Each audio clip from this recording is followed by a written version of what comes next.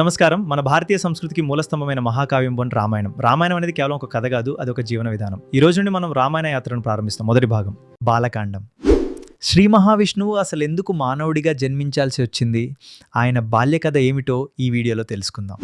రావణాసురుడి దుష్కృత్యాల వల్ల దేవతలు, ఋషులు తీవ్రంగా బాధపడతారు. వారు రక్షణ కోసం విష్ణువును ఆశ్రయిస్తారు. రావణుడు బ్రహ్మ నుంచి పొందిన వరం కారణంగా దేవతలు అతన్ని సంహరించలేరు. మనిషి చేతనే తనకు మరణం సంభవిస్తుందని తెలిసి విష్ణు మానవ అవతారం ఎత్తాలని సంకల్పిస్తాడు.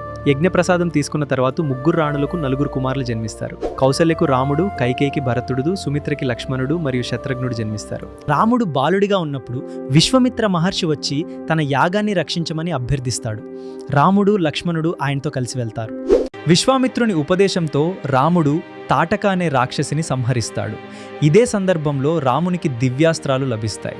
అహల్యకి ఎందుకు శాపం తగిలింది? అహల్య గౌతమ్ మహర్షి శాపం వల్ల రాయిగా మారుతుంది. రాముని పాదస్పర్శతో ఆమె తిరిగి స్వరూపాన్ని పొందుతుంది.